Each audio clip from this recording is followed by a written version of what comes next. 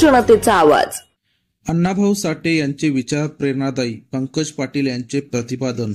लोकशाहीर अण्णाभाऊ साठे यांचे विचार आजच्या काळी देखील प्रेरणादायी आहेत, असे प्रतिपादन माजी जिल्हा पंचायत उपाध्यक्ष पंकज पाटील यांनी केले।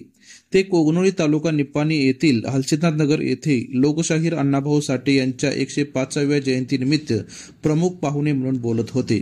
पुढे बोलताना म्हणाले, सांगली जिल्ह्यातील छोट्याशा गावात जन्म घेतलेले अण्णाभाऊ साठे यांची ख्याती जगभरात असून आपल्या साहित्याच्या माध्यमातून त्यांनी अनेक कादंबऱ्या लिहिल्या आहेत, असे मनोगत व्यक्त केले। प्रारंभी स्वागत व प्रास्ताविक योगेश दाभाडे यांनी केले। उपस्थित सर्व मान्यवरांच्या हस्ते कार्यक्रमाचे दीप प्रज्वलन करून पंकज पाटील यांच्या हस्ते अण्णाभाऊ साठे यांच्या प्रतिमेचे पूजन करण्यात आले। त्यासोबत शिव फुले शाहू आंबेडकर यांच्या प्रतिमेचे देखील पूजन मान्यवरांच्या उपस्थितीत करण्यात आले। संयोजकांच्या वतीने उपस्थित सर्व मान्यवरांचा गुलाब पुष्प व पुस्तक देऊन यथोचित सत्कार करण्यात आला। यावेळी माजी ग्रामपंचायत उपाध्यक्ष दगडू नाईक, धनंजय ढोबळे यांच्यासह शालेय विद्यार्थ्यांनी आपले मनोगत व्यक्त केले। या प्रसंगी दिलीप पाटील, आप्पासाहेब खोत, शहाजी चव्हाण, रामा दाभाडे, महेश जाधव, सुनील कागले यांच्यासह जयंती उत्सव कमिटीमधील सर्व पदाधिकारी उपस्थित होते। सायंकाळी 6 वाजता येथील भीमनगर येथून अण्णाभाऊ साठे यांच्या प्रतिमेची मिरवणूक काढून हलसिद्धनाथ नगर येथे सांगता करण्यात आली। जगामध्ये पसरवली अशा लोकशाहीर अण्णाभाऊ साठेंचा आदर्श घेणं आजच्या काळाची गरज आहे।